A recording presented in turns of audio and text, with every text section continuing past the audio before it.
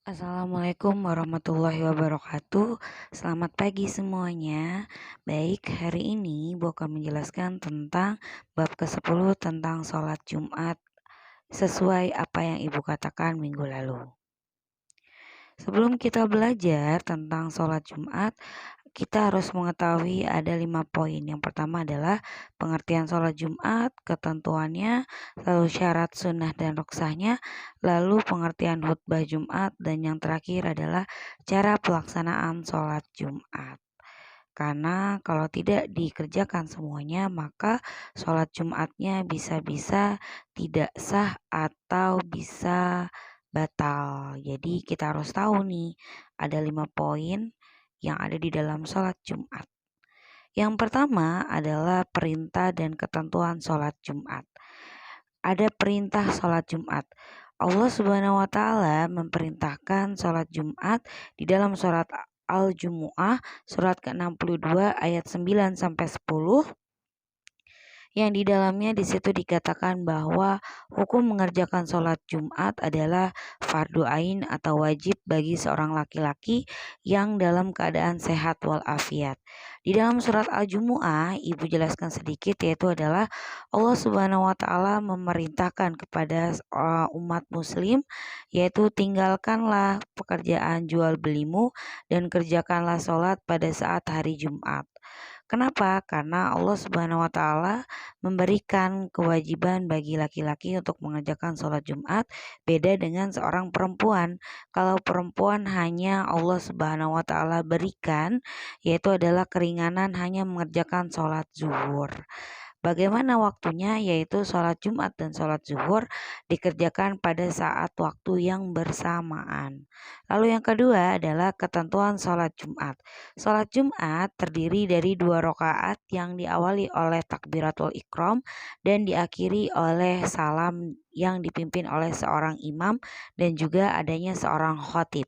Sholat Jumat terdiri dari 2 rakaat dan dikerjakan pada hari Jumat secara berjamaah, dan khutbah Jumat termaksud adalah zuhur atau kewajiban atau syarat sahnya dari sholat Jumat. Tanpa adanya khutbah, maka sholat Jumat tidaklah sah dikerjakan. Itu adalah penjelasan dari perintah dan ketentuan sholat Jumat yang harus kalian ketahui.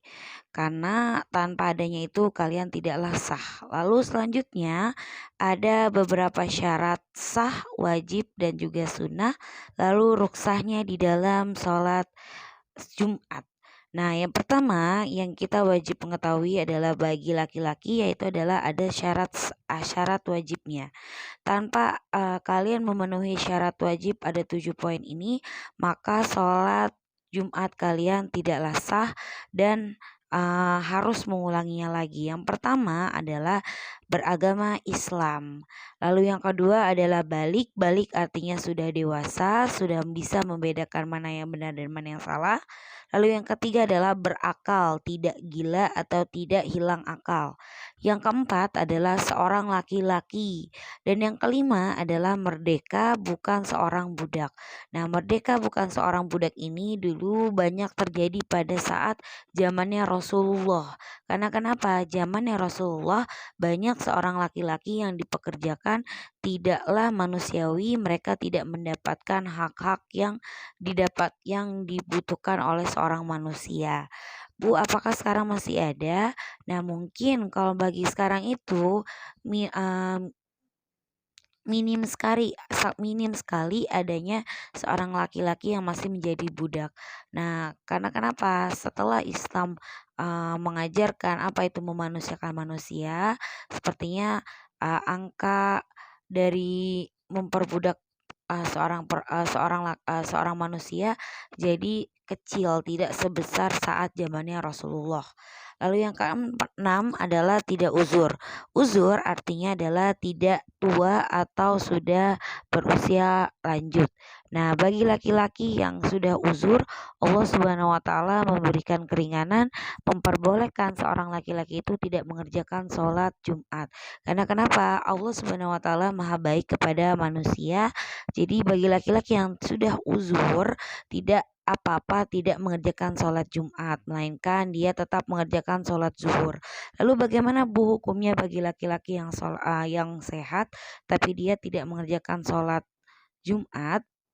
Yaitu adalah haram hukumnya. Kenapa? Karena bagi laki-laki wajib hukumnya mengerjakan sholat Jumat, beda dengan seorang perempuan. Nah, ada beberapa rukhsah yang memperbolehkan seorang laki-laki sehat tidak mengerjakan sholat wajib. Nah, nanti Ibu akan jelaskan tentang rukhsahnya. Lalu yang ketujuh adalah tidak dalam perjalanan atau tidak musafir. Selanjutnya adalah syarat sah. Syarat sah ini adalah satu poin yang juga wajib harus dilaksanakan, karena kalau misalnya syarat wajib dan sahnya tidak dipenuhi maka sholatnya tidak sah.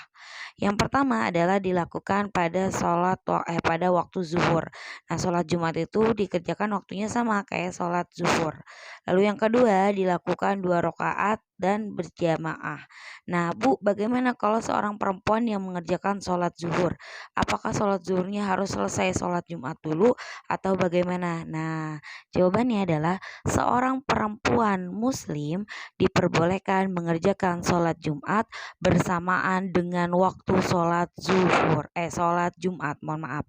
Kenapa boleh dikerjakan bersamaan? Karena sholat Jumat dikerjakan pada saat waktu zuhur. Hanya dengan catatan sholat Jumat itu ada 2 azan dan juga ada 2 khutbah. Azan pertama yaitu menandakan adanya khutbah pertama yang dibacakan. Jadi Bu, apakah perempuan sholatnya saat azan pertama? Jawabannya adalah bukan, yaitu adalah sholat zuhur yang dikerjakan pada saat khutbah kedua. Karena kenapa? Khutbah pertama menandakan azan pertama menandakan adanya harus dibacakan khutbah oleh seorang khotib. Lalu yang azan kedua yaitu menandakan bahwa sholat Jumat sudah dilakukan. Jadi seorang perempuan apakah boleh mengerjakan sholat zuhurnya bersamaan dengan pihak laki-laki yang mengerjakan sholat Jumat? Jawabannya boleh, dengan syarat setelah mendengarkan suara azan yang kedua, bukan yang pertama. Karena yang pertama adalah menandakan membacakan membacakan khutbah oleh khotib yang ada di dalam masjid. Lalu yang keempat yaitu adalah dilakukan di daerah yang ditempati, tidak dalam kondisi jalan-jalan atau tidak dalam keadaan musafir atau seperti sedang mudik nih. Allah memperbolehkan tidak mengerjakan sholat Jumat. Lalu yang kelima adalah syarat sahnya, yaitu dimulai dari takbir dan diakhiri dengan salam. Sama seperti sholat-sholat yang lainnya, sholat Jumat pun pengerjaannya. Nah, yang ketiga yaitu adalah sunnah-sunnah.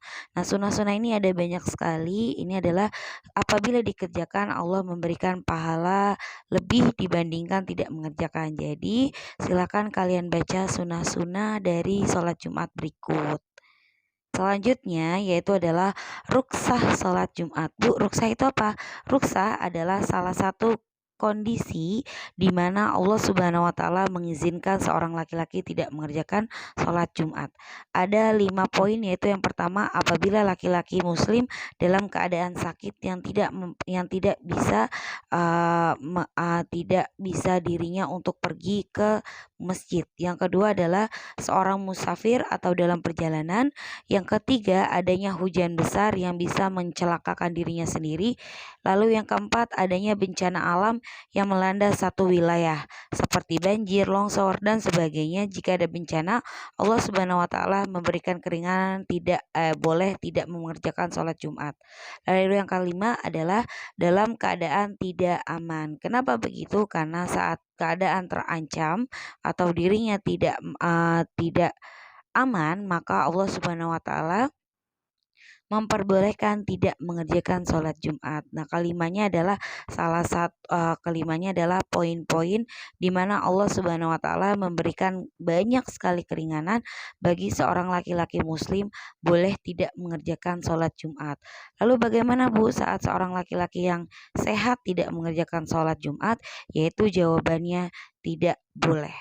Lalu yang kedua adalah yang poin B adalah khutbah Jumat. Nah, khutbah Jumat ini adalah salah satu poin paling penting di dalam sholat Jumat. Karena tanpa adanya khutbah Jumat, maka sholat Jumatnya tidak sah atau tidak boleh dikerjakan. Nah, khutbah Jumat adalah salah satu paling penting. Kenapa? Karena dari khutbah Jumat memberikan banyak sekali pelajaran di dalamnya untuk sama-sama belajar yang dibacakan oleh seorang khotib di atas mimbar. Nah, orang yang membacakan khutbah namanya seorang khotib yang berdiri di atas mimbar di depan imam dan juga di depan para makmum untuk sebelum memulai sholat. Dibacakannya pada saat azan pertama dikumandangkan, lalu seorang khotib naik ke atas mimbar, lalu dimulailah sebanyak 2 kali khutbahnya. Lalu yang terakhir, bagaimana cara pelaksanaan sholat Jumat? Ada 8 poin. Nah, ibu kasih lihat, silakan kalian baca satu per satu.